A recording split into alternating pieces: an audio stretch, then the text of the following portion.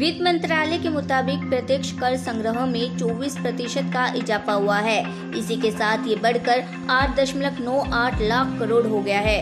ये आंकड़े 1 अप्रैल से 8 अक्टूबर के बीच के हैं। इसके अलावा वित्त मंत्रालय ने बताया कि कॉर्पोरेट आय पर कुल संग्रह 1 अप्रैल से 8 अक्टूबर के बीच 16.74% बढ़ा है। व्यक्तिगत आयकर संग्रह में 32.30% का उछाल हुआ है। पश्चिम बंगाल में भारत बांग्लादेश की सीमा पर पशु तस्करों ने बीएसएफ जवानों पर हमला बोला है। बीएसएफ जवानों की जवाबी कार्रवाई में एक बांग्लादेशी तस्कर की मौत हो गई है। प्राप्त जानकारी के अनुसार सीमा पर भैंसों की तस्करी करते समय सीमा पर तैनात बीएसएफ के जवानों पर बांग्लादेशी तस्करों ने धारदार हथियारों से हमला कर दिया। इसके बाद सीमा बल के जवानों ने एक बांग्लादेशी तस्कर को मार गिराया। ये घटना कृष्णागंज के बिशनपुर सीमा पर हुई है। मृत बांग्लादेशी व्यक्ति की पहचान मुमताज हुसैन उम्र 32 वर्ष के रूप में हुई है। उत्तरकाशी में द्रौपदी का डंडा चोटी के पास मंगलवार को हुए हिमस्खलन के बाद लापता हुए पर्वतारोहियों में से एक का शव शनिवार को बरामद हुआ। हादसे में लापता हुए 29 पर्वतारोहियों में से अब तक 27 के शव बरामद किए जा चुके हैं। उत्तर प्रदेश के बहराइच में बाराफात जुलूस के दौरान बड़ा हादसा हुआ है, जिसमें 5 लोगों की मौत हो गई है और मरने वाले में 3 बच्चे भी शामिल हैं। जुलूस के दौरान करंट लगने से ये हादसा हुआ। बिजली के खंभे की चपेट में आने के बाद से ये हादसा हुआ। दिल्ली में भवाना थाना इलाके के तरियापुर में बदमाशों ने फिल्म स्टाइल में शोरूम के बाहर ताबड़तोड़ फायरिंग की। 50 लाख रुपए की रंगदारी देने के लिए डराने के मकसद से दुकान को टारगेट कर फायरिंग की गई। उसके बाद बदमाश अंदर जाकर 50 लाख की एक्सटॉर्शन की मांग करने लगे।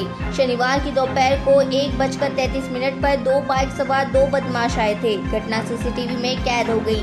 दिल्ली पुलिस की कई टीमें बदमाशों का सुराग तलाशने में जुटी है। असदुद्दीन ओवैसी ने ट्वीट कर कहा है कि भाजपा सरकार ने टीपू एक्सप्रेस का नाम बदलकर वोडेयार एक्सप्रेस कर दिया। टीपू से बीजेपी को इसलिए चिढ़ है क्योंकि उसने उनके ब्रिटिश आकाओं के खिलाफ 3 युद्ध छेड़े थे। एक और ट्रेन का नाम वोडेयार्स के नाम पर रखा जा सकता था। बीजेपी कभी टीपू की विरासत को मिटा नहीं पाएगी। उन्होंने जिंदा रहते हुए अंग्रेजों को डराया और अब ब्रिटिश गुलामों को डराते हैं। कजाकिस्तान से रूसी नागरिक वापस लौट रहे हैं। अब तक 11,000 लोग कजाकिस्तान से वापस रूस लौट रहे हैं। 7,000 लोग अभी भी वहां पर हैं। पुतिन के मोबिलाइजेशन के ऐलान के बाद ये लोग रूस से कजाकिस्तान चले गए थे। उत्तराखंड मौसम विभाग ने भारी बारिश का अलर्ट जारी किया है। नैनीताल, उधम सिंह नगर, चंपावत और अल्मोड़ा में भारी बारिश का ऑरेंज अलर्ट जारी किया गया है। गढ़वाल और कुमाऊं रीजन के कई हिस्सों में बारिश की संभावना है।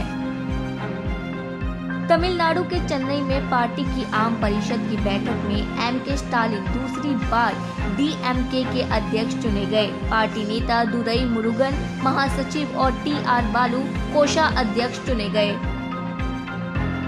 कोलकाता में डेंगू का कहर जारी है। पिछले 7 दिनों में डेंगू के 2500 से ज्यादा अधिक मामले सामने आए हैं।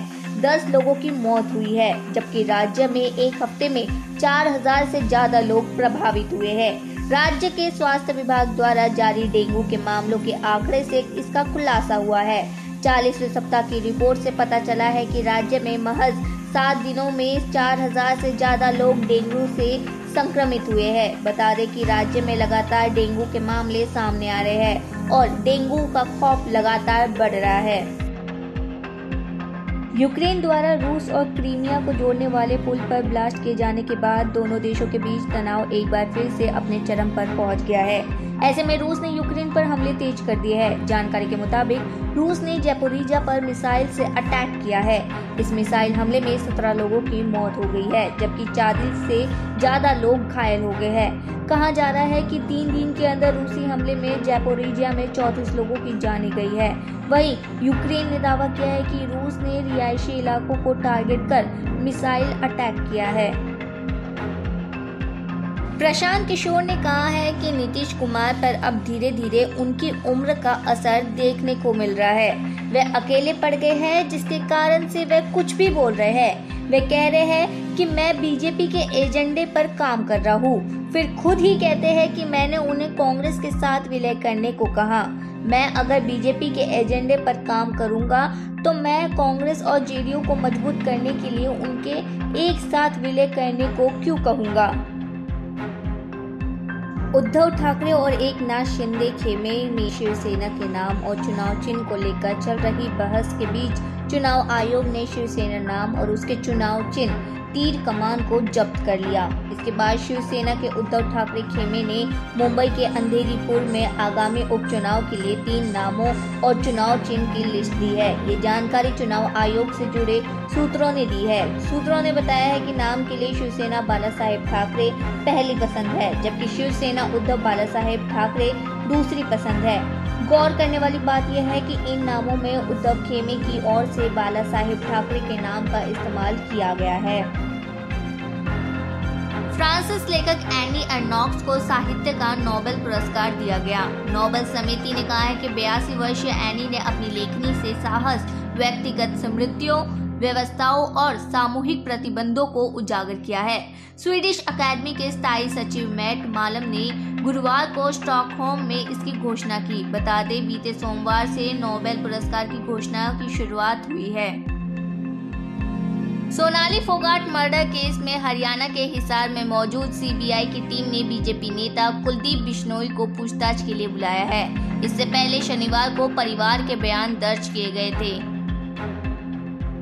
अंतर्राष्ट्रीय बाजार में कच्चे तेल की कीमत में जारी बढ़ोतरी के बीच भारतीय ऑयल मार्केटिंग कंपनी ने हर रोज की तरह आज पेट्रोल और डीजल के ताजा भाव जारी कर दिए हैं। हालांकि भारतीय तेल कंपनियों ने रविवार को भी पेट्रोल और डीजल की कीमतें स्थिर रखी है। इस तरह आज लगातार 141वां दिन है जब देश में पेट्रोल और डीजल के दाम में कोई बदलाव नहीं किया गया है। महंगाई के मोर्चे पर आम लोगों के लिए आज भी राहत बड़ी खबर है। केंद्रीय सड़क परिवहन एवं राजमार्ग मंत्री नितिन गडकरी ने शनिवार को यूपी को 8,000 करोड़ की सड़क परियोजनाओं का तोहफा दिया। उन्होंने कहा है कि यूपी को 2024 से पहले 5 लाख करोड़ रुपए की सड़क परियोजनाएं देंगे।